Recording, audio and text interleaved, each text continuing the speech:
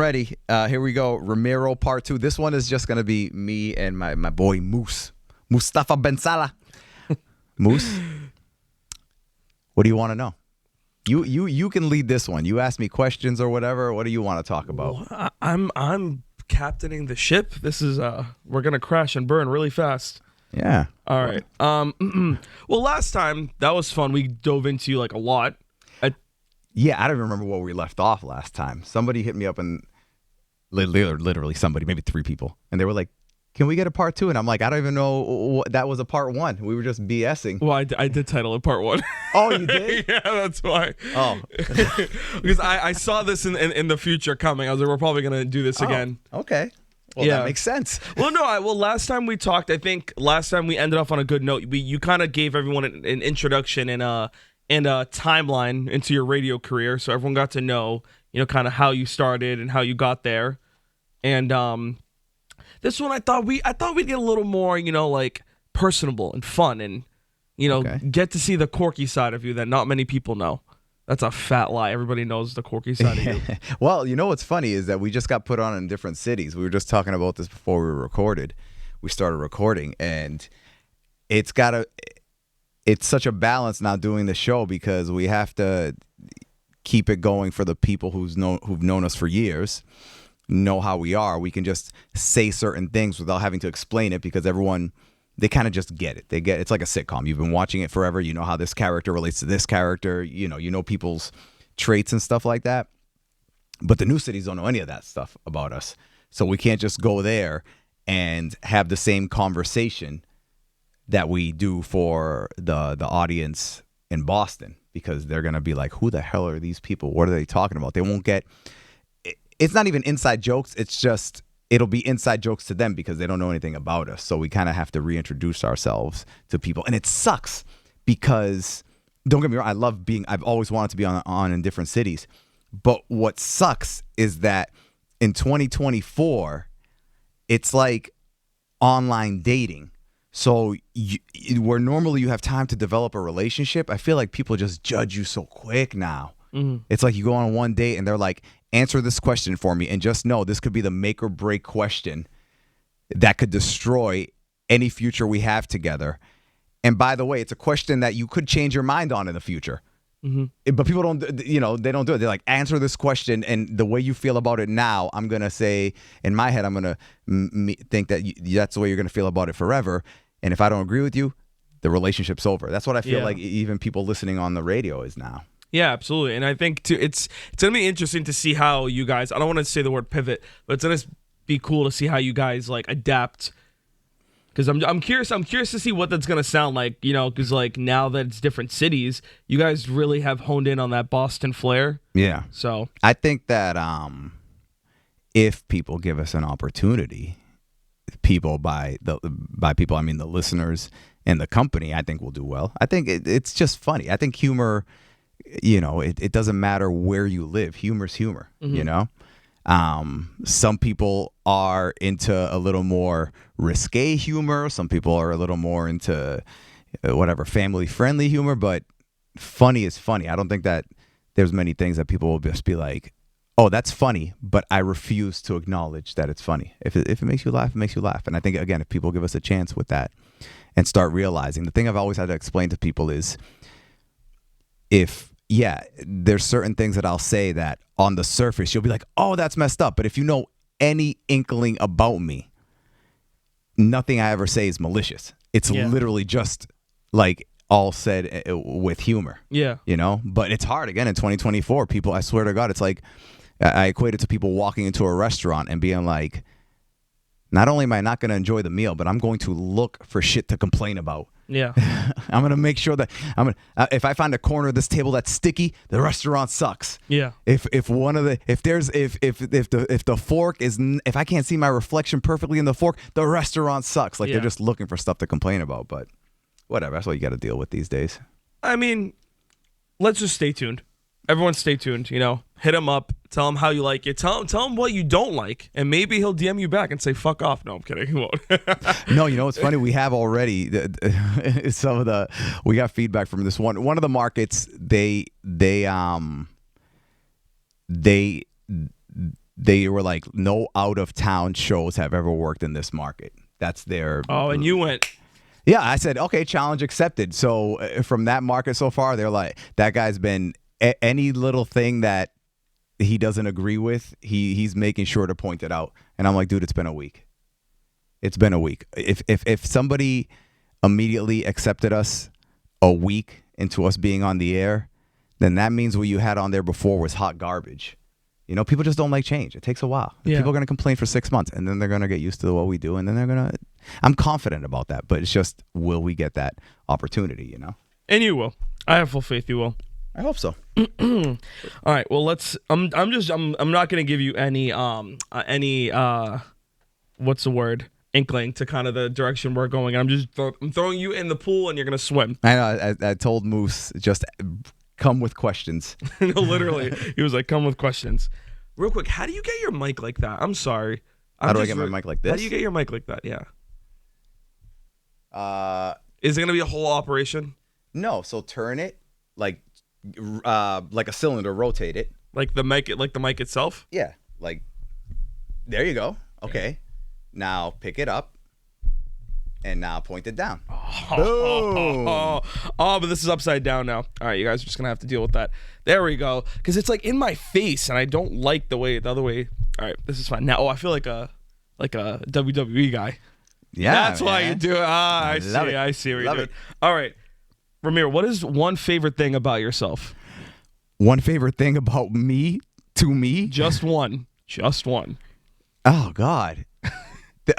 What is one favorite? I'm so amazing. I just, I have so many traits. No, I'll tell you what I love about myself is that I'm a very disciplined person. I am hardcore disciplined. You are. That's one thing. Like if somebody, I will let. I don't really. People can say whatever and joke, and even if it's like something that's like they're exaggerating, I laugh about it if it's funny. But my hot button is if somebody ever refers to me as any inclination, any variation of the word lazy, if that comes out of anybody in my direction, I immediately go, "You don't know me." I will stop. Like if they're saying it with laughter, I will stop them from laughing. I'll be like, stop laughing. That's not funny because it's not true. So that's pretty much it. Because I got nothing else. The only thing I got, I'm like, I know if I do whatever I'm doing, if I do it today and then I do it again tomorrow and then I do it again the next day and then I do it again, it's like eventually you're going to get better at whatever it is by accident. Mm-hmm.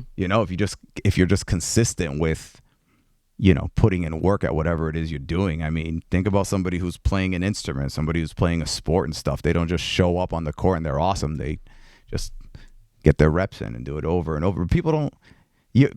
You're 24, right? Nobody your age. I shouldn't say nobody, but I'll say a majority of the people your age, because of what they see on social media, they don't understand that. They're like, I want to put up a funny video and have it go viral and make me a star. And it's like, that's not how it works. That's far from how it works. What's it called? I would say that's a very true answer. I think you've rubbed off on me a lot since. Wow, that was a really funny sentence. I think I've absorbed some of your self-discipline since doing this with you more. I feel like lately I've been way more like, I have things that I there's no negotiation that I do. Well, it sucks because there's no magic. It's not even like a fancy thing that people haven't heard before. It's literally just do it day after day after day. And when you do it, do as best as you can for that day. It's beautiful to say give 100% every day at whatever you're doing, but that's hard. People have bad days and stuff. But, let's equate it to working out or diet or whatever. If you're trying to lose weight, and you're eating right and you're exercising, and then you go to a wedding and you freaking have like 4 pieces of cake. Some people will be like, that's it, I ruined everything, and they revert back to nothing. And it's like, no, okay, you had a bad day. Get back at it tomorrow. Yeah. And it's like, then when you break it down like that, you might not be batting 100. I should say 1,000, but over the course of a year, 365 days, if you have 4 good days a week, that's more good days than bad days. That's going to make a big difference. But That we're talking about a year. And then over 2 years, it's going to be more of a difference than 1 year. Over 5 years, it's going to be way more of a difference. But nobody wants to hear that. Everybody wants to make those improvements in a week, and that's just not how it works. Instant gratification. 100%. Yeah. I'm flipping this back. I don't like it. I changed my mind. All right, next one. Actually, let me flip it first. How did I do this again, Ramiro? Like this. So now you're gonna flip up, and then yes, there you go. So I feel like Leroy would have gone mad if I didn't flip it back. All right, next question. Now that we flipped the mic, what would the title of your autobiography be called? Keep moving forward. I'm sure you've thought of this then. All the time. Though I say those words, so I like have a list of people that every morning I send a little motivational text to or whatever. I'd love one. Can I get on this mailing list? You want me to put you on the list? I'll put you on the list. People say that and then they get mad at me because I always send it like around 5 a.m. and they'll go, "You're sending that to me too early." And I'm like, who don't answer your phone? It's a text. I'm sending you a message. You don't have to reply. You don't have to look at it right there. But yeah, I have a group of people I send it to. And then I send that one to my kids too, but then I send a separate one to my older kids. And just forever, that's the one thing I've always beaten into their head no matter what. I'm like, I say, hey, listen, you ever notice all these quotes I send you? It's literally keep moving forward, just said in different ways. And by that, I mean literally what I was just saying with the discipline thing. Whatever it is you want to do, just keep moving forward. Every now and then, life's going to knock you down. Stand up, keep moving forward. If you get up and you're like, I don't feel like hitting it 100% today, just hit it a little bit. Keep moving forward. Every day I look at it as you're either moving forward a little bit or back a little bit. Mm-hmm. I don't think there's any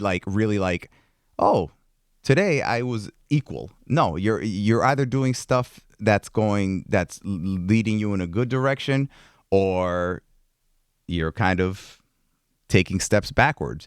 And sometimes that sounds harsh because it makes it sound like you have to do something profound every day, but it doesn't. It's just stay consistent.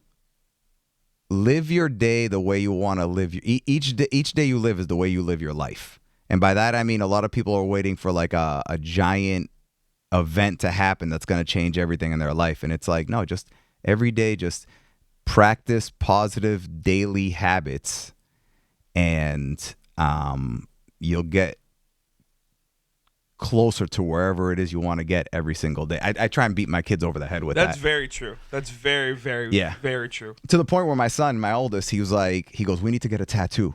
Well, I told him, I said, pick a tattoo that we should get, but the same thing. Mm-hmm. And he didn't think about it. He goes, keep moving forward.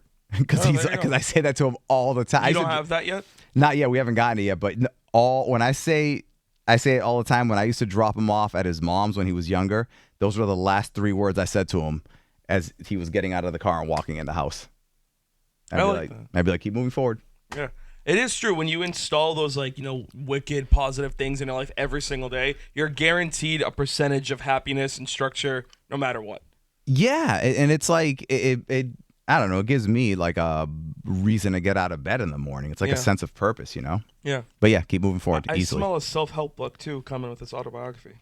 That's what it would be. It would be the most boring motivational book of all time, because there would be nothing in there that's like profound. It would all be like basic stuff, and me saying, hey, listen, I just did this basic stuff day after day after day, and it's not like it propelled me to anything amazing, but like being consistent, it kept you like in the game. It kept you want to increase your surface area of good luck, because bad stuff is going to happen, but at least you'll be more prepared to get out of that bad stuff if you're consistently control what you can control and keep moving forward. Would you consider yourself a hunter or a gatherer? Well, that's a good question. I think I would say hunter, because I just imagine you with like a spear. Yeah. Oh, like an actual hunter? I thought you were being like a metaphor. No. Like metaphorically. Yeah, metaphorically still a hunter. But if it was like back in the day, probably a hunter. Yeah? Yeah. I mean, it's more challenging and fun that way. Yeah. It's some people will be like, I'd rather be a gatherer. It's easier, but it's Hey, you can only have so much easy in your life before you get bored. Yeah. I think I'd be a gatherer that hangs out with the hunters. You just hang in the back. I just hang in the back. I actually Yeah. never killed a saber-toothed tiger or anything. Okay. You were stranded on an island. Okay. What are the 3 non-negotiables that you would need? 3 non-negotiables if I'm stranded on an island. Okay. Don't give me something like phone or whatever. Like, No. It has to be something that, yeah, because phone, then it'd be like, okay, a phone and this charger that never runs out of battery. No. Okay. I would need something that's going to help me catch like food. So like a spear. Maybe catch fish, kill any animals coming at me. Okay, so we're going to go with that. We're going to go with some form of shelter.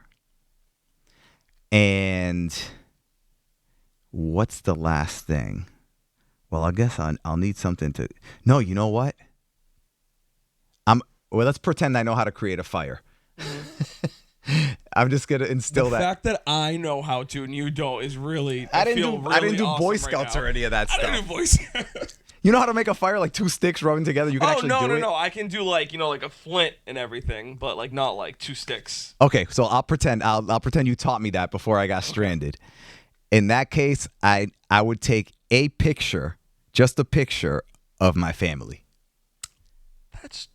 Because it would be like the days that you Motivation. get up and like, you ever see the Tom Hanks movie, Yeah, Castaway? Castaway, yeah. Yeah, that would be my my Wilson. Like I'd probably talk to it. It would be like the thing that, you create a relationship with it to help you keep going every day.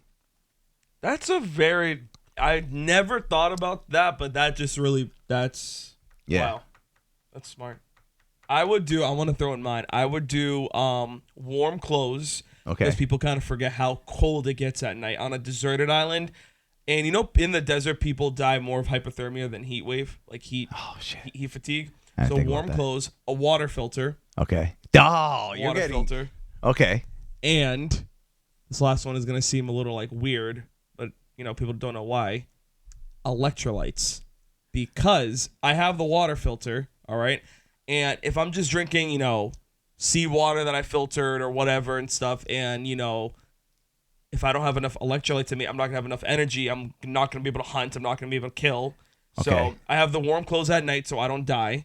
I have the water filter so I don't die. And I have the electrolytes so I don't die. I'm going to change mine. Okay. Warm clothes, a water filter, and no, because you know what? Do I need I can make a spear. I'll get a stick and create a spear out of it with a rock.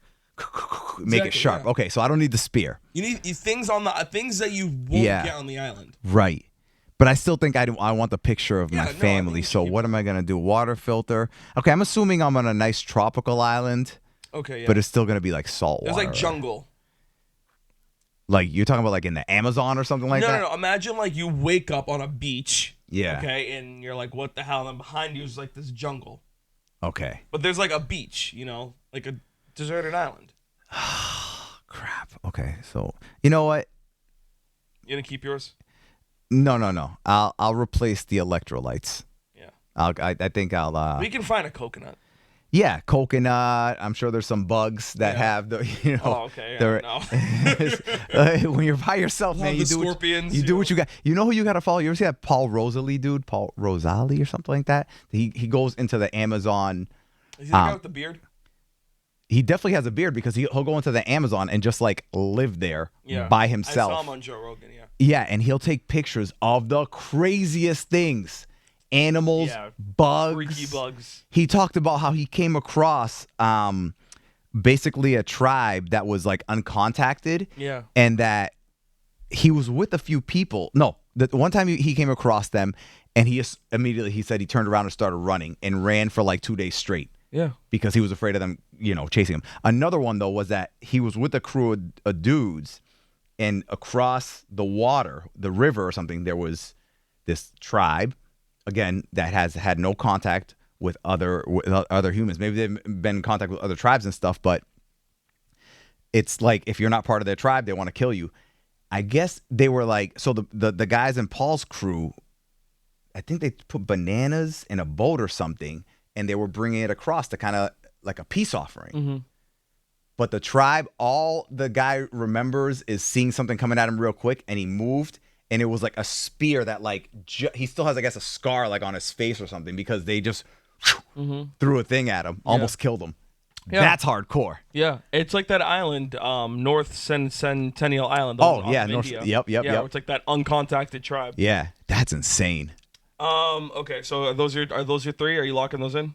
I don't remember what I said for my 3, but yes, everything besides everything. Warm clothes, warm water clothes. filter, picture of your family. Yes. Okay, let's go with that. All right. If you could go back in time to one historical event, what would you want to see? Oh, damn, that's a good question. Okay, just one. Just one. I give you the DeLorean for one use only. Just one.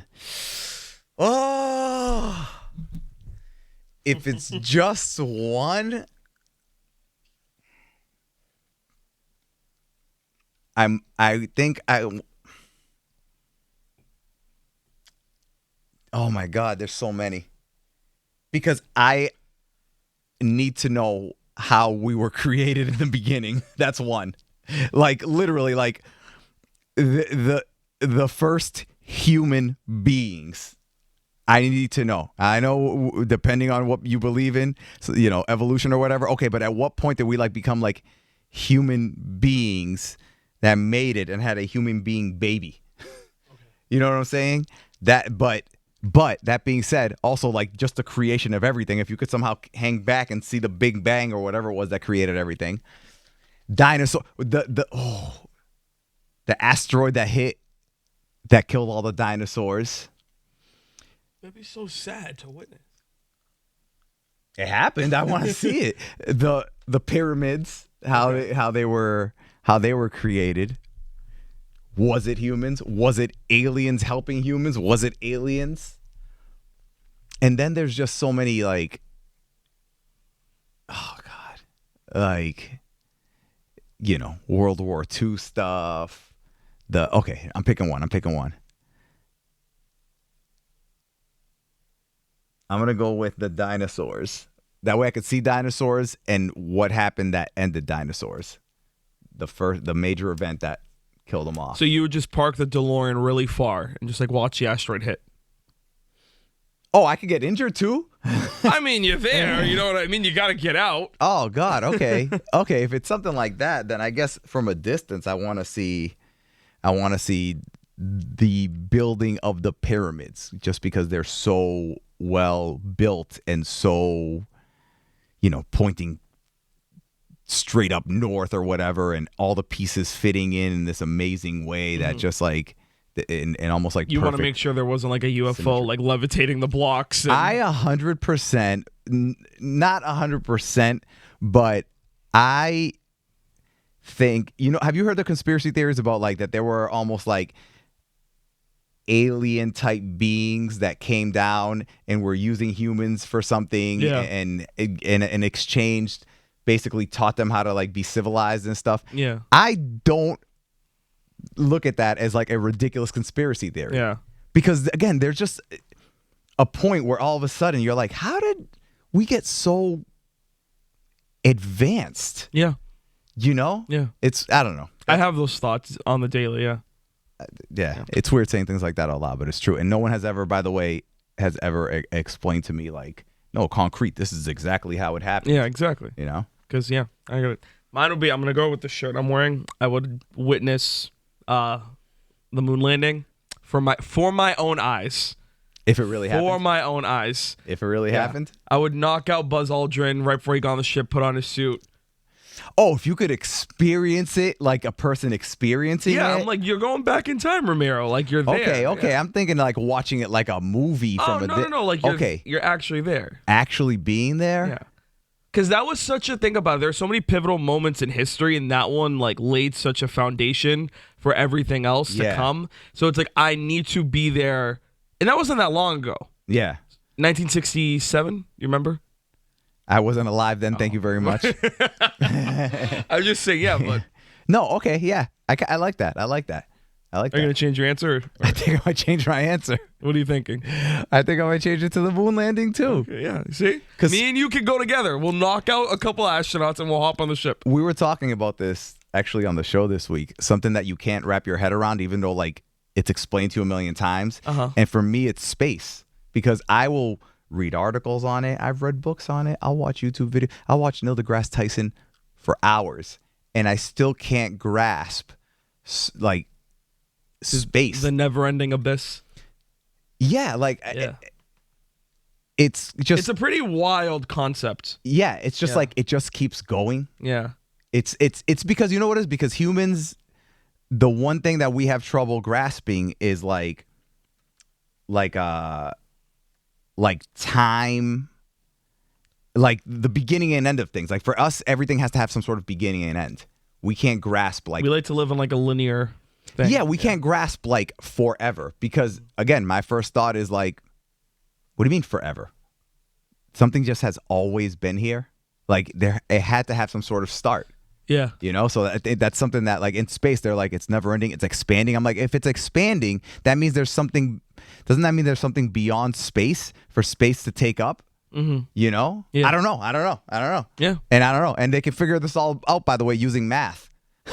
And that's my thing that I can't grasp is math. That's the one thing I cannot. I'm like, Goodwill Hunting looks at a freaking board while he's mopping, and he's like, oh, let me figure this out. And I'm like, I don't even understand half the things on that board. If I was good at math, I'd be making so much money right now. Yeah. It's really sad how my brain doesn't work that way. But anyways, yeah. So moon landing, Apollo mission. I like that one. Okay.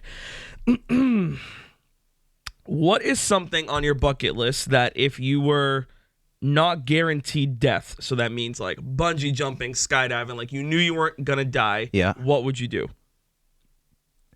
Either there's two: travel to space or travel to the deepest parts of the ocean. Yeah, no. I'd rather do space. The ocean? You're not gonna die. Have you seen what's? I don't want to see what's down there. You don't want to see. Have you seen those fish?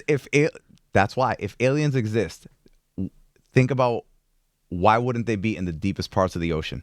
That's where we don't go. And whenever there's tsunamis and stuff like that, what's the first thing? These fish wash up. People are like, I've never seen these things before. They look like aliens. So I could see the aliens being down there monitoring us. Whenever a lot of times they talk about those probes that come flying and stuff, they come out or above the ocean and then disappear quickly. They're going back into the water. You know, you bring up a good point, but And you can't die. no, yeah, you're not guaranteed death. But I'm just saying that's like it's dark. Yeah. You can't even get out though. Oh Yeah, well, yeah, but- you could. I mean, 'Cause, you get- you're not guaranteed death, but like, I don't know. I think space would be more intriguing to me. And I love the ocean. Your boy's a Pisces. Like I love the water, but that's just scary. Yeah, no, I like the deep, darkest. I went in a You went in a submarine? It was the tourist submarine in Aruba. yeah. But still, it went down, I think, 200 feet, I think it was. My wife was freaking out because she hated it.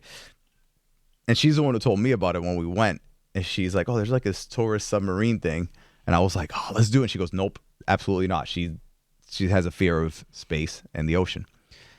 What? And yeah, and I was like, Nicole, it's like a tourist thing. You know, I don't want to say it's perfectly safe, but it's about as safe as you could be. They let little kids and senior citizens go on. And she said no, so I dropped it. So we're at the beach one day, and she just gets up and walks like towards the hotel. I'm thinking she's gonna use the bathroom, or I don't know, go get like a water or a drink at the bar or something. And she comes back and she goes, all right, 2:00, we're doing the submarine. And I was like, what? So then the whole time we were on there, she hated it. Sweating. She didn't want to look at the number. They had a little meter that would tell you how many things you're going down. And she was hating it. You know, she's nervous for the kids. And I was like, and she was like upset at me about it. And I said, can I just remind you that you brought it up? I said, let's do it. You said no, I dropped it because I knew that you didn't want to do it. And then you mysteriously just came to me and said, we are doing the submarine in like 3 hours. I'm like, you didn't, this is your fault. This is your fault. But I loved it. That must have been sick. Yeah, have you ever done, this has nothing to do with a submarine. Actually, it does have something to do with a submarine. Have you ever done 5 Wits? Do you remember that place? Oh, that's the place where you like solve. Yeah, there was one in Fenway, and then the other one was Yeah. that Patriot Place. I didn't do it, but I know you're. I've done escape rooms. No, this is escape rooms compared to this. No, you would have loved Five Wits. I grew up going to them, but the two best ones they had. One was called Espionage, and you were a spy. And the second one was 20,000 Leagues Under the Sea. Yeah. Now let me tell you something. That one, the 20,000 League ones, you walk in and you're in a submarine museum, Okay. quote unquote, and then you have a tour guide, and he's like, "Oh, this is this model," and it's you would think you're in a museum. All right, you think you're in a museum, and then he's showing you this like painting of who's the book based off of? Ramiro. What the hell is that guy's name? Jacques Cousteau. No. 20,000 Leagues. What's his name? Oh, the 20,000 Leagues Under the Sea guy. I don't know. It's a painting of him basically, and he's like talking about him, and he's like, his ship was lost, and we never found this submarine or his ship or whatever, and yada yada yada. Jules Verne. Jules Verne, yeah, Yep. Okay. Jules Verne, and he's talking about it, and then he accidentally knocks it and touches it, and the painting falls, and this like big blue jewel. And he's like, he's obviously an actor. He's like, what's this? And like, he picks it up, and then an elevator from the back, the walls open, and it's like an elevator. Yeah. And it's like, he's like, should we go in it? And you go in, and you basically go into the submarine. It's really immersive, and it's sick, but it's shut down, and it sucks, but you're underwater basically, and it's really, really like, if you're a child, you would think it's actually real. Nice. And like a kraken fights you, and it slams on the paw. The whole room shakes. It's sick. Anyways, I just thought about that. I love that stuff. If you ever see something like that, I would highly recommend. Anyways, next question. What's your spirit animal? My spirit animal, probably.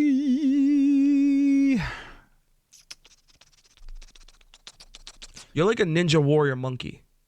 Okay, you can go with that. I was gonna say something like a gorilla or something, but yeah, maybe something like a gorilla or like a. I don't see gorilla. No, I think monkey. Monkey, But like a small monkey. No, but like like a ninja warrior monkey. I'm thinking of the monkey from Kung Fu Panda. I don't know why. Like just like a hua. Okay. Sure, I'll take that. A ninja warrior. I was gonna say lion. It's like, no, you're like a monkey that knows karate. Yeah, it's just like But not a big one. A badass. Yeah. No, you don't give gorilla. Like, you know what I mean? Like, Yeah.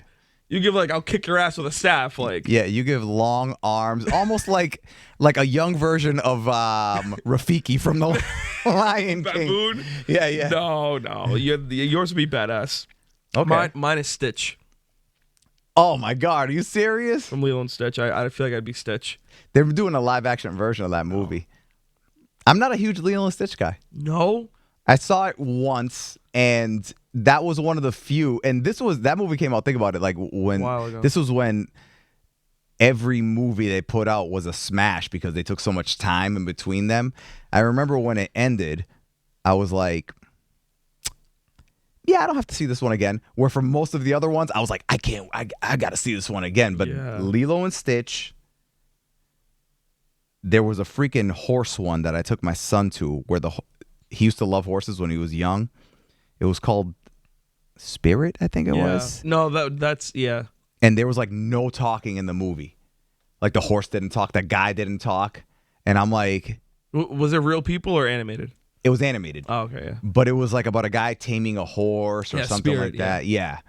I And didn't I see remember when it ended, I was like, I don't need to see that one again. And what else? You got to give Lilo and Stitch another watch, man. Wasn't exactly excited when they said they were doing live action. It's aliens. It's Hawaii. The soundtrack. The soundtrack. I'll have to watch it again because it didn't excite me that much when it ended. I feel like I'd be Stitch or Winnie the Pooh, and no in between. And I know you're thinking Winnie the Pooh more, but I just feel like that is such a drastic. I know, because I feel like those are my two personalities. I'm either Stitch, like just full on like Yeah. tapped, but he's also so loving. You know what I mean? He's so kind. Yeah. Or just Winnie the Pooh, just like I Yeah. just want my honey. Who's clearly on too many antidepressants. Exactly.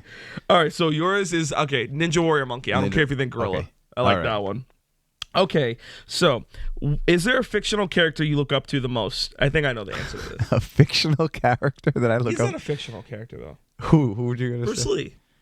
He's not a fictional character. he's not a Bruce. No, he's Bruce not. Lee's the man. Yeah. I would say he's like his characters in his movies. I like more Bruce Lee, the guy. Oh, okay.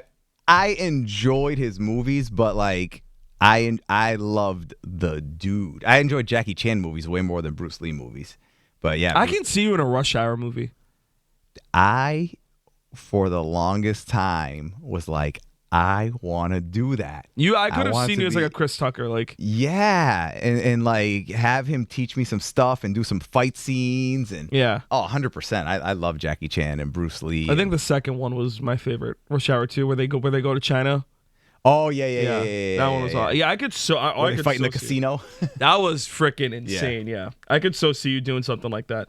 So is Bruce Lee, or is there a fictional character? Is there someone like in a cartoon or maybe a movie they really like, connected with? I mean, my first favorite superhero was Spider-Man, so I that was kind of like the direction I was going in. You strike me as a Batman guy. Well, yeah, that Batman. What I love about Batman is that he's like a regular guy, but he's like always prepared. That's the whole thing with him. But I just always liked Spider-Man. Spider-Man was my dude.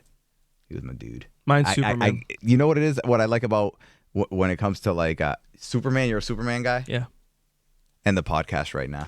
What? Okay, What's wrong with him? There's nothing wrong with him, but here, what I was just going to say before you said that was what I love about my comic book characters. Is that they're real life people? No. That Spider-Man has, definitely. Batman has, definitely. And Superman does not have. You need some sort of strife in your life. Like that it's like you're constantly like fighting an inner battle along with the outer battle.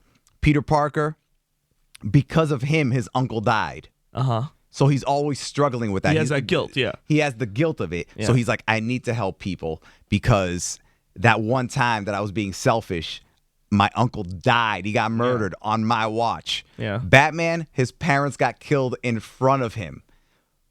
But despite that, he has this thing where he's like, I'm going to stop all the bad guys, but I'm not going to kill them. Even when everybody's like, dude, kill the Joker. It'll be so much easier. Kill him, and the problem be done with. And he's like, I'm not going to kill him. Yeah. I love that internal strife. Superman, okay, he lost his planet. But let's say Earth blew up, right? And I'm the only survivor from Earth, and I end up somehow on a planet where I am far superior in every way, shape, or form to everybody on that planet. The only inner strife I have is how much do I want to run stuff? Like the only inner strife that Superman has literally is like, you know what? I'm gonna be nice today and not be the dictator to Earth. Well, here's the thing. You haven't seen some of the newer Superman, Batman cartoons, and this shows he is okay. We're not gonna go on a big tangent about this because I have more questions to go to. Please do, because I need to hear this. He is isolated. Even before he found out he was Kryptonian, he knew something was up. He's like, I'm different. I have these weird powers. What's going on? Whatever. And then his parents finally tell him. And then when he finds out the more lore of it, and he's like, not only am I not from here, my planet's gone. My parents are gone. I'm the only living person left. So he has this isolation and loneliness in him that he can never relate to. Hold on. Then, as he matures and he gets his powers and he realizes how strong he is, Earth sees him as a threat. The military steps in. They all want to neutralize him and weaponize him immediately because they're scared of what he could do. So his whole thing is just like, first of all, I'm not here to kill anybody. He's supposed to be the epitome of kindness and hope. Epitome. The epitome. What the hell is epitome? It's the way everyone reads it. Oh, okay. I'm an idiot. Exactly. So they want to neutralize all this stuff. So his whole thing is, I'm being judged based off what you see. So he's like, you know what? Let me give you a symbol of hope. Where are my keys? Let me give you, where's the camera? Let me give you a symbol of hope. Okay? So that's his whole thing. Yeah. Is remind you how awesome I am. Super. Exactly. No, the S means hope. So That's his whole thing. And when he meets Batman a lot, Batman is just, he has the same mentality as you. Like, I don't understand you. Like, if you want it, that's why Batman's always has like a second eye on him. He doesn't trust him. But if you watch some of the newer stuff, Batman finds out, he's like, that's a big burden to carry on your back every single day. Profound. That's very profound. Oh my God. Okay. And now I'm just gonna, that, if they did one thing, that would have carried so much more weight. Everything you're saying. If, like, I'll go back to Spider-Man and Batman. Spider-Man, he was a high school kid when Uncle Ben got killed. He already had a relationship with Uncle Ben. And his parents are already dead, too. And his parents were already dead. Yeah. Batman was a kid. He was walking in an alley. I don't know how old he was. He might have been 7 or 8 or whatever. Yeah. With his parents. Superman was an infant, knew nothing. So if I literally just woke up one day somewhere and they were like, oh yeah, by the way, you live somewhere else. That planet's gone. Oh, did I have a family? Yeah, but they're gone. Oh, do you know about them? No. I'd be thinking about it, but it's like, it'd be different. He had no hints of finding out. No, but it'd be different if he was 10 and all that happened, because he'd be like, oh, I had this life and my dad and I used to do this and my mom was this great, but his amazing whole woman. world is not, it's not true. It all comes crashing down. Right, but that's when you want your world to come crashing down, when you're an infant and don't remember any of it. No, not Krypton, like in Kansas. It's like, oh, well, he needs to grow up because because we're afraid of you. I'd be like, don't be afraid of me, but I'm afraid of you. I'd be like, all right, well, grow up, because if I wanted to, I could zap you right now and destroy you. That's not but I'm him. not gonna. He's exactly. kind. He's kind. He's like, I don't. Why do you think I don't want? He's like, I don't want to give you the smoke. Yeah, that's what I'm saying. I'd be like, listen, if I wanted to, I could just like laser everybody here and you'd be a wrap, but I'm not doing it. So you're welcome. This is an argument that could go. It's been going on for decades. I am not. And listen, I know I like Superman, but I think that he was just, because he was one of the first. They just overpowered him to the point where like it's only a little green rock. A little green rock that's not off from Earth. Yeah, it's not like if it was something that was available on Earth. You know, not like crazy. Not like, remember the movie, the M. Night Shyamalan movie where the aliens came and they were like allergic to water? Yeah. Why'd they come to Earth? Yeah. A planet that's 70% water. You don't do that. But I mean, like maybe a certain plant or a certain berry. I don't know. Something that is available on Earth but not as abundant as water. But like they're like, oh, yeah, he has a weakness. A rock from the planet that blew up. Do you have any? Batman, he got his hands on it. He's like, I'm taking all this. No, if I had some kryptonite, that'd be different. All right. That's, you know what? We might have to do that for a whole other show, because we could keep going on man, that. yeah. Oh, I love debating comic book stuff, because I can only debate things to a certain like sports. I can only debate to a certain level. Like there was a point in my life where I was hardcore into sports. Yeah.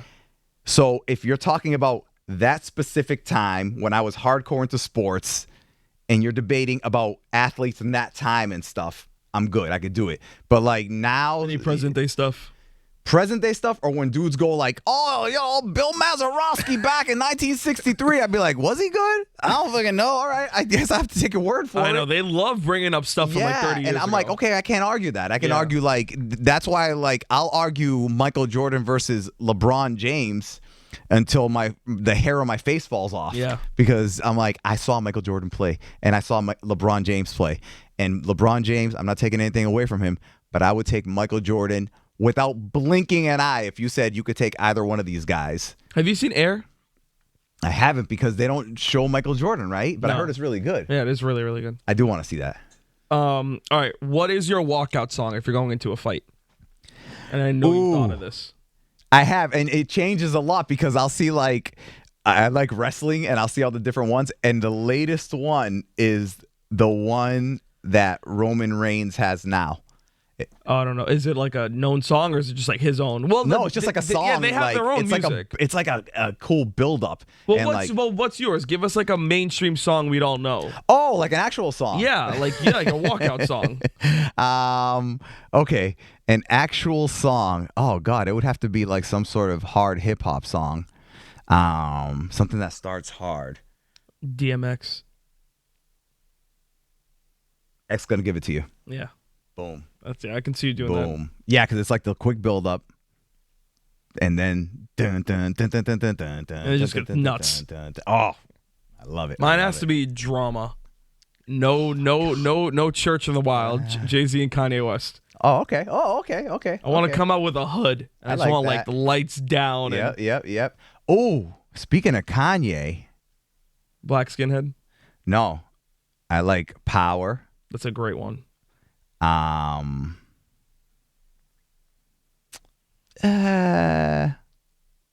Yeah, Power. I was gonna say another one, but no, let's go with that one. Or the Punisher theme song. How's that one go? You've never podcast 1 second. We're gonna cut this 30-second clip out because we don't want to get monetized. So badass. Oh, yeah. Right? That's good. Just like some outlaw shit. That's good. All right. Fun. All right. Okay, got about a couple more, handful more. All right. This one is a bit more, it's not serious, but you can probably tell us a good story. Outside of your career, what has been the proudest achievement to date?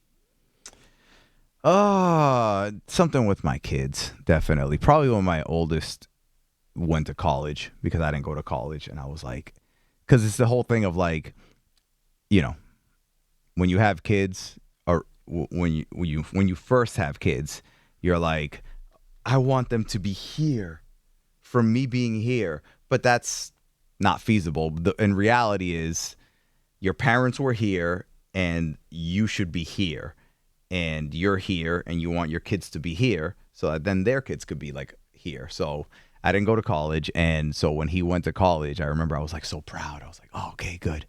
He's doing something that I never did before, so probably that. And then my oldest daughter, she's starting her second year in college, and then my other daughter is in her senior year, and she's definitely gonna go to college because that girl's a freaking brainiac. So probably the fact that they're so smart and they actually want to do college and stuff. That's a good one. Yeah, I feel like parents who didn't go to college, their kids going is the biggest thing for them. Oh, 100%. Yeah, 100%. So I think that's a good one. That's a really good achievement. But it's funny because I saw a study one time where it was basically, if your parents came over here from like a different country, like immigrants, right? I mean, my parents came from Puerto Rico, but you could still basically you could say immigrants, even though it's territory. The generation of kids born in this country from parents born somewhere else, usually they end up being pretty successful, because you come over and it's like just the parents are like, you have this opportunity, you got to do it, whatever. But then the next generation of that aren't as successful as their parents were, because the opportunity, they were born almost into the opportunity. So it's a little more just kind of like they take it for granted. Mm-hmm. So like I often, I'll say that like with my kids, I'm like, yo, you guys better not fail just because you have all these opportunities, take advantage of them, because that would be them not being that successful. It's that first generational immigrant burden. Yeah, like we gotta be successful. We can't make this, That's what I'm saying. The one thing I learned from my parents is working hard, because that's the one thing they did. They didn't have anything special, but they worked their ass off, and that's just the one thing I picked up from them. When was the last time a synchronicity happened, or when was the last time something unexplainable happened to you where you said, okay, this is clearly, I wrote divine timing, but do you get what I'm picking up? What's something you were like, oh, dude, that's weird? That happens all the time. Like literally, that happens all the time, where I'll be like, oh my God, if I didn't, like, there's times like I'll think, I'll be like, oh, I should do this, but I'll do it later. And then because I didn't do it, like something else happens that I'm like, oh God, it's a good thing I didn't do it then when I was thinking about it, because then this wouldn't have happened. That happens all the time, and I'm always like cognizant of it when it happens. But I'll give you a real crazy one. So my first wife, right, and she passed away in December, Sandy. When we were married, she would always get migraine headaches, right? and she'd get them, and they'd, like, I don't know if you ever get migraines or if you know anyone who gets bad migraines, like, Yeah, where they're bad. they're out for like hours, sometimes a day, where they're just like in a room, lights out, no TV, none of that stuff. Hers would be like that. And I would always say to her, I'm like, you should go get this checked out. And she'd be like, no, I'm good. I got to lay down for like a couple hours or whatever. Or sometimes she'd be out for like most of the day. She's like, and then the next day she'd be fine. And that would happen multiple times a year. Not like a lot, maybe not even a handful, but it would happen enough that I would say to her, I'd be like, you should just go get this checked out. Maybe you can get some sort of medicine or something. And she would say no. And it was basically like Batman and the Joker. Joker does something bad. Batman shows up. They play around a little bit. Batman stops the Joker from doing the bad thing. Joker does it again the next day. Just like, like she'd get sick. I would be like, you should get it checked out, knowing that she was going to say no. She'd say no. We'd ignore it. Wash, rinse, repeat. So then we got divorced it was September 2012. In the summer of 2013, she wasn't married yet to her second husband, but they were like the boyfriend and girlfriend. I went over the house one day and he pulled me aside and he goes, "Hey, when you were with Sandy, did she used to get these migraine headaches?" And I said, "Oh, dude, all the time." I go, "All the time. She'd be out on her ass. I tell her she should go to the doctor, but she ignored me. Wash, rinse, repeat." And he's like, "Yeah, she had a really bad one last weekend or whatever, and she was out for like the day." I said, "Yeah, maybe you could convince her because she wouldn't listen to me." He convinced her to go to the doctor. They found a brain tumor. And she had to have an emergency surgery to get it taken out. And she ended up having brain cancer, but she ended up living for almost 11 years after that. If that was so, okay, not to go back. If we were still married, she would have gotten the headache, the migraine. I would have said, "Go get it checked out." She would have said, "No, I'm good." I would have left it alone. She probably would have died that year. It was the size of an apple when they took the tumor out. Isn't that crazy? That is the biggest. That's out of every time I think about something like that, like everything happens for a reason.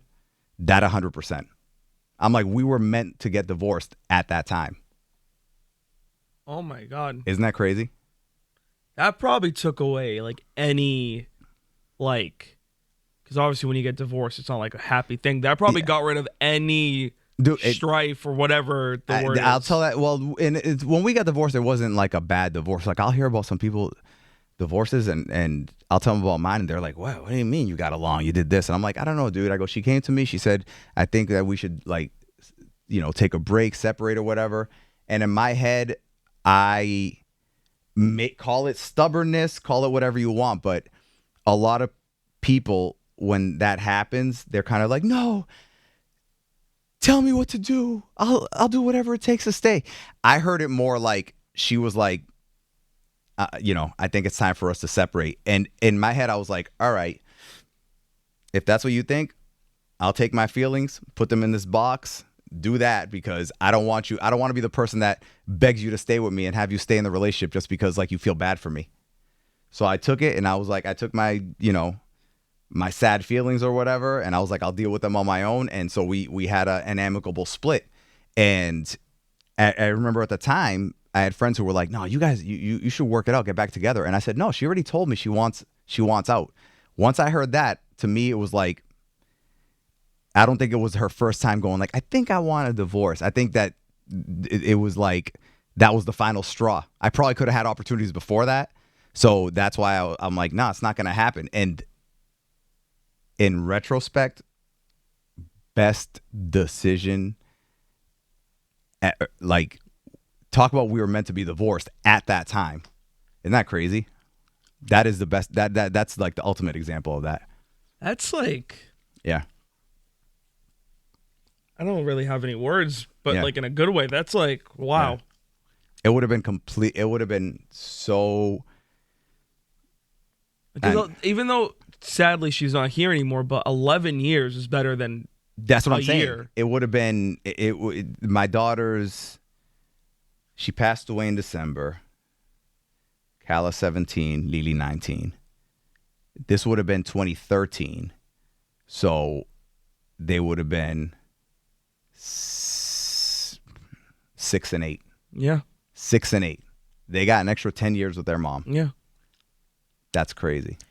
You got to get a psychic on here or something, because that's something else kind of stepped in right there. No, dude, it's like I believe that everything happens, like, and it's such a cheesy cliche, and I hate it because you always, for the most part, say it when something bad happens and you're trying to make the person feel better. Yeah.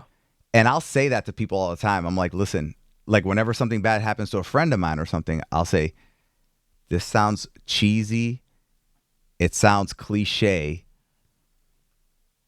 but trust me when I tell you that I'm saying it from experience. And I'll tell them that story. I go, everything happens for a reason. And not just, and here's the sucky part about it. Let's say somebody gets fired from their job. Let's say somebody gets divorced, whatever it is. And you say everything happens for a reason. They hear that and they're like, well, what's the reason? I need to know now. And I'm like, you might not know for months, you might not know for years, but one day something's going to happen. And if you're going to like have this moment and realize, go, oh my God, if this didn't happen 7 years ago or whatever, then this wouldn't have happened, which wouldn't have led to this, which wouldn't have led to this huge thing now, you know? Mm. So, I mean, I probably wouldn't be married to Nicole. I wouldn't have Lucy and Jax as kids. There's a bunch of things I wouldn't have. I would have been a widower with 2 young daughters. And my son too, from I mean, he was with his mom, but I mean, still, and I would have been like, I don't know what I would have done. I probably would have had to quit radio, you know, and do something so I could like be there and support the girls, because it's not like I could be like, all right, get ready for school. I'm gonna leave at freaking 3 a.m. for work. Get yourself up and go to school, to kindergarten. You know, it's like, so that's a really amazing story. Yeah. I mean, seriously, I've never heard that before. That's really amazing. That'd be the most exciting story in my book. No, well, no. I mean, that is a really interesting. That a lot of people probably could relate to that. There's probably a lot of people that I've had a really similar experience for something so, you know. And when I say like timing, again, if it didn't happen then, she wouldn't have met the guy that she was with, and you know, Matt, who she ended up marrying, and he was with her, and he stayed with her after she got like diagnosed and all that stuff. They were still brand new. He easily could have been like, hey, I know I sound like a piece of shit, but this is kind of brand new to me, and it's a lot. I'm piecing out. He stayed. He's a good guy. Yeah. So there's like a lot of things that. Are you gonna start writing this book soon, or like what's going on? One of these days. I'm still in like a major chapter right now. All right, we got 2 more questions. Okay. You're gonna love the last one. You're gonna love that I put this. You're actually not gonna like it. I don't care. Go ahead. All right. Okay. If you could either win the lottery, and it's think the biggest number you can like can an think. astronomical. Yeah, don't think like a trillion. I mean, like think like, you know, like a pretty big. It would make a significant difference in your life. Generational wealth. Generational wealth. Like your kids are set. You could probably quit your job right now and live out the rest of your life like great. Okay, something like that. Or I feel like I should say the other one because the first one's going to make me sound like materialistic, but all that stuff makes sense to me because I wouldn't just sit around on the beach doing nothing. I would like create a foundation and all that stuff. But anyway, okay, what's option number 2? Or okay, you could go back and change one thing in your life. You could go back and change one mistake or one thing in your life. Could I make it so that my ex-wife didn't get that brain tumor and pass away? Absolutely. It could be whatever you want. If it was that, I'd probably do that one, just because I want my daughters. Of course. I wish that their mom was around. Of course, absolutely. But I knew you were gonna say that. Yeah, that would be. But as far as anything else that's something that was like not like a regret of something I did. You know what I'm saying? Like, Is there anything like you like? Are you one of those people that you're like, I don't believe in regret? Like, I don't because everything that you've done, good, bad, or whatever, leads you to like the person that you are now. And I think if I felt like right now I was like, oh my God, I'm a sad sack of shit who doesn't whatever, maybe, but I think that you need how are you going to appreciate anything if you've never had bad or if you never, like, if you just inherited money, right? If you were born into money that your parents gave you, you probably would be like an asshole. Yeah, probably. Because there's just so many things that you wouldn't appreciate because it's just given to you. Yeah.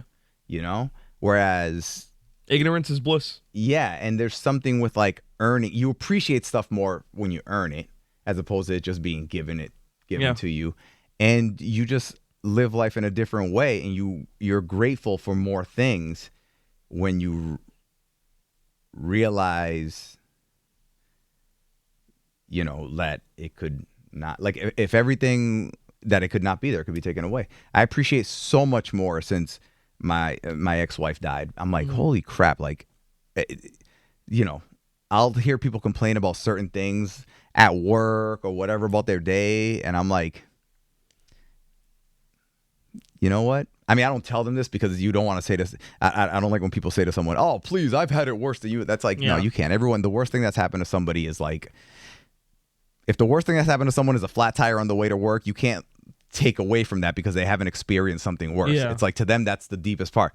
But still, I'll think to myself and be like, wow, man, like, you're lucky if that's like the worst part of your day, you know, because because Starbucks, the app wasn't working, so you had to walk in and order your coffee today as opposed to like going in and picking it up. Oh, I gotta wait in line to pick up my kids. Yeah, like stuff like that. I'll hear people complain, and I'm like, come on, man. I'm like, listen, I got my kids, my family, they're healthy, they're, you know, I'm working. People are freaking losing their jobs right and left for some reason. I still haven't been fired yet.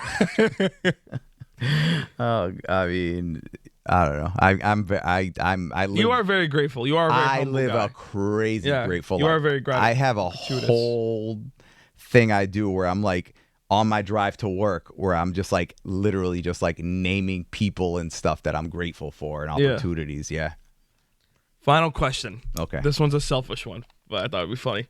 What was your first impression of me? My first impression of you? I'm trying to think. To give people context, before I even worked with Ramiro, I bombarded him via email and Instagram, just saying like, "Hey, man, what's up?" And we actually Zoomed like what, twice? We did. And when we talked, my first, without talking to you, I used to get I would get people a lot who were just like, "Hey, can we talk?" Like they're very vague. They're like, oh, can we talk or whatever, or can I ask you something? But I'm like a little more like, hey, you gotta be specific about. I'm not just gonna like call you up and be like, what's up, and then because I've actually done that, and it's somebody who's just like, what's up, how you doing, can I get a shout out, whatever. But I forget what it said, but it was like kind of more specific with why you wanted to talk to me, which is why, you know, I said it, you know, I was like, yeah, let's do this. And then talking to you, I was like, oh, you know what I like about this kid? I'm like, he seems like he's passionate about what it is that he wants to do, which is what I kind of, that's how I check people's temperature. I'm always, I'm like, without asking him directly, I'm like, why is it that they want to do certain things? And when I can sense, when I feel like it's like a passion thing, then I'll be like, all right, well, if this is why, you should do this, do that, try and do this. And then I probably told you, I'm like, and remember, all the shit I'm telling you is from my experiences filtered through how I, you know, how whatever, the way that I decided to like say what it was, because somebody else will tell you the same thing and say, don't do this, don't do that, it sucks, it doesn't work. But for me, this is what worked for me. You could try that. And so I like that you were passionate. That's what I felt about you. Thank you, sir. Thank you. And, yeah, you were passionate, and when I talked to you too, you were like, you were, you Desperate. no, not desperate. Well, you might have been desperate, but the way you spoke, like, you kind of were like, this is like what I want to do. This is what I like.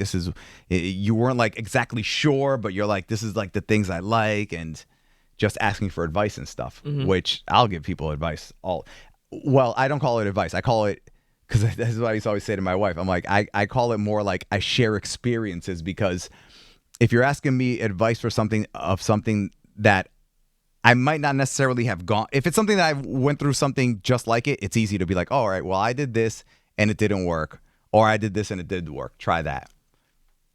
If it's something that I haven't experienced exactly, but I've experienced something similar, I will literally be like, well, I didn't experience that, but I did go through something like this, and I tried this and it worked, or I tried this and it didn't work, or whatever. But my wife, sometimes she'd come at me with stuff that I'm like, I don't even know what to say. I've never experienced anything like that, so I don't know. What are your options? But it's so I kind of like, I like talking like about experiences than being like, do this, do it like this, or whatever. Which a lot of people who never have experienced something, or like, I grew up with people like that, telling you how to live life, and I'm like, how the fuck do you know? You've never done that. Yeah. You're fucking expert. I remember one time I had a bunch of my cousins were sitting around. It was my parents' house, and my dad has like a bar, and it was like a party or something, and they were just sitting around, and I was like in another room, but I was listening to them, and they were just, the way they were talking was like, this is how this person should live their life, or whatever, that type of stuff. People get together, they like doing that. And I don't know why, I was having a bad day. I was in a bad mood or something. And I walked over and I literally, I started going individually. There was probably like 6 or 7 of them. And I'm like, you're this, you're this, you're this, you're this, you're this, and you're this. I said, which one of you is the role model that should be telling other people to live their lives? Silence. Silence. And that's the thing. It's like, people like to tell someone how to live their lives. And I'm like, why don't you look in the fucking mirror and try that on yourself? Yeah. Act like you're the person that you're talking to. Yeah. Nobody ever does that. No, absolutely not. One thing, I'll give you a compliment too, because you just gave me one. You know what I liked about you too is your stories always stay the same. And I like people who are like that. I like people who are like consistent with who they are. They don't switch up. You know what I mean? What do you mean? So like for you, like I remember vividly everything we talked about, because I was taking notes the whole time, and I was like you were one of the first people that actually like answered me. And obviously like before I knew you, like I put you on a pedestal. Now, no, I'm kidding. Well, like I put you up there because you're like, like you're a radio guy and you're in the field I want to do. So the fact that you answered me, I was just like already thrilled. And the fact that we got on a call, I was zoned in the whole time. And you still tell me the same things. Like even when we're just shit, you tell me the exact.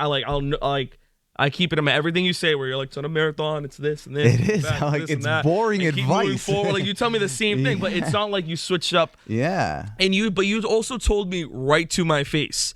You said, I have zero opportunity for you now, because it was like a little post-COVID, right? Yeah. Like things were still kind of getting back into shape. You're like, I have zero opportunity for you now. You're like, I don't know how.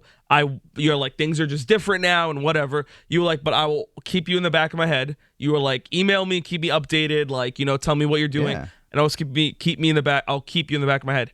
And you did.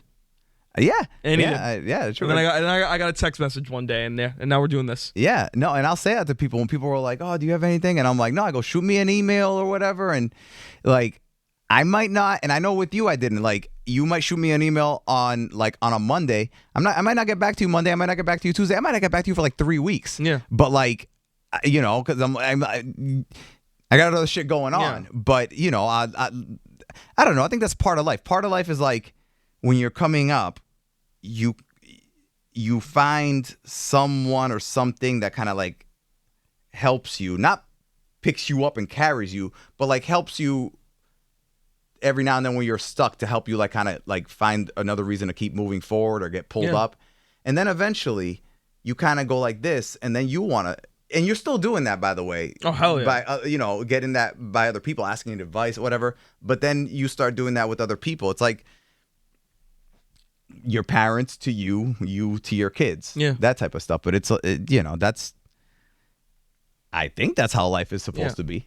Unless you're a selfish piece of shit. No, absolutely not. And to end it off, like I think I'm just saying I prefer people like that. Like what you see is what you get. Obviously, there's layers to people, but like, Yeah. you know how I don't have to tell you how it is in this freaking world. Like, people will tell you one thing one day and it's a complete thing the other, and they're a different person when you meet them in this landscape. Dude, You're yeah. not like that. But anyways, I think I'm gonna say it right now. We're getting a part 3 because this was actually a lot of fun. So Yeah, man, whatever. Yeah, I we're like just definitely doing BSing. this again. I feel like sometimes it's like I'm saying the same stuff over and over, but I'm like, it really is like the basics every single day. Like, whatever your good habits are, repeat those things daily. Every day. Every day. And you're way better off than being like, oh, let me try and change this one thing and have this one profound day that's going to change my entire life. The chances of that happening are so that is like hitting a Powerball ticket. yeah, It really is. Buy your tickets every day.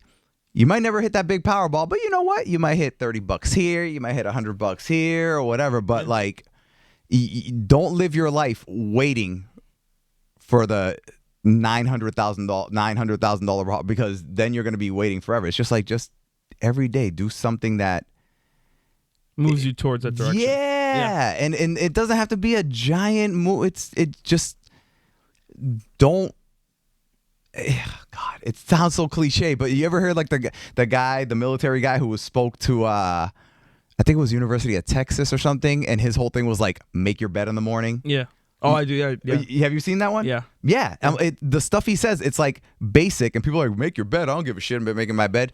No, you should give a shit about making your bed, because if you have a shitty day, first of all, you're doing something to set you up for the day, something disciplined that you might not want to do, but you should be done. Yeah. But even if you have a shitty day, at the end of the day, you're coming home to a nice bed that's made and stuff. It's like a metaphor for life. At least something is in order for the day, as opposed to having a messy day and then you're coming home to a messy bed. Yeah. I do that. Yeah, that's what I'm saying. It's like little things like that, and just do those things. Find things, and everyone can do it. It's like, it's just sometimes people don't want to like admit stuff to themselves. Yeah. Find it, and you don't have to. You might have a sloppy room. All right, well, I'm not telling you to.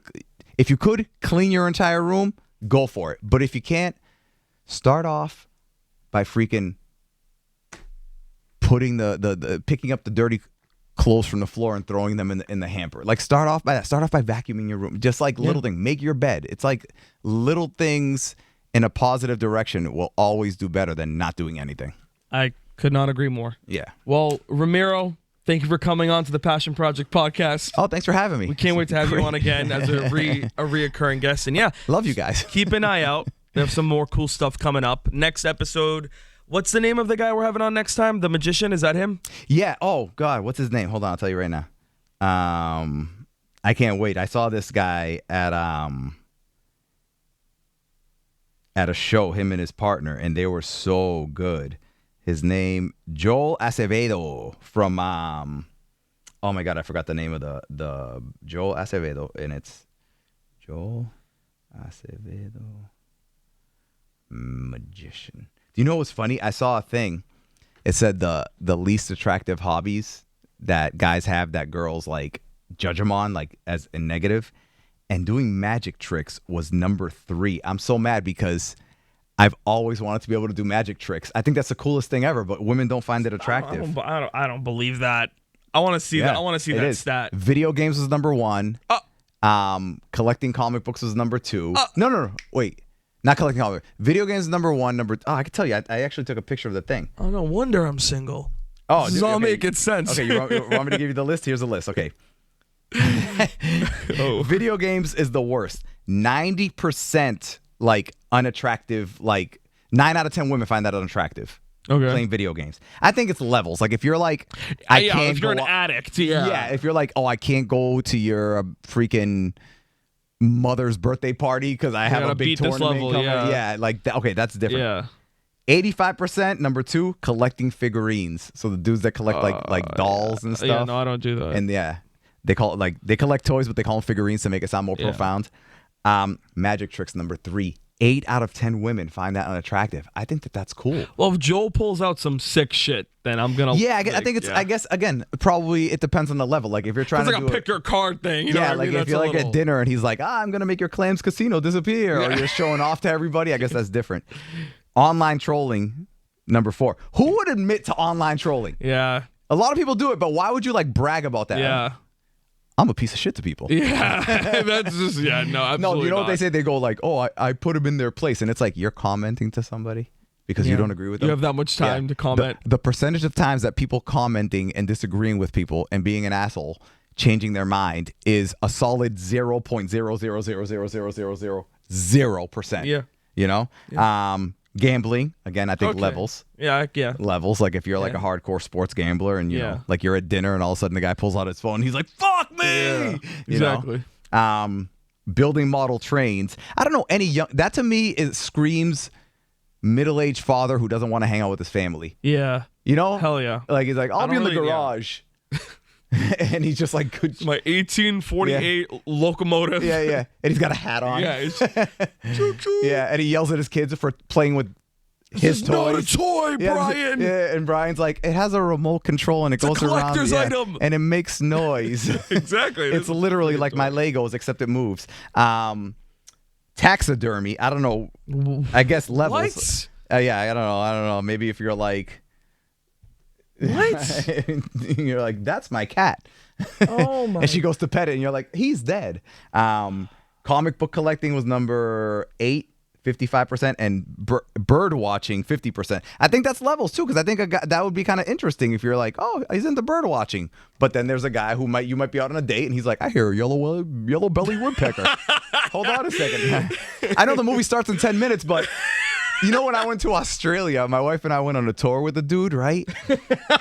So we went on a tour, and he didn't tell us at first. He'd be walking, and he was like, watch this. And I didn't even realize there's an app that does bird calls. Yeah, I believe it. And he was hitting it, and a bird would come crazy close to us, and it would, like, respond to him. And I'm like, yo, this motherfucker's, like, the bird whisperer. And then finally he showed us, he's like, no, it's an app. Like if you recognize the bird, it'll do the bird call to get, like, he's like, not every bird, but some birds if they're close will chirp back at it. We went to a zoo. He did it with ducks. When I tell you the entire, I don't know what you call a cluster of ducks. The entire cluster of ducks was following him. Like he was like on this side of the fence walking, playing the thing, and they were all following him. Like, so I guess if you're at that level on a date, where you're like playing bird calls and disrupting things, maybe the woman doesn't find it attractive. Or if you're Robert Irwin and you're just like tackling crocodiles. Steve Irwin. That's my Robert's boy. son. Yeah. The crocodile hunter who got killed by a stingray. Life. It's life, man. Well, we'll catch you guys next time. Catch you guys next week, and peace out. Thank you.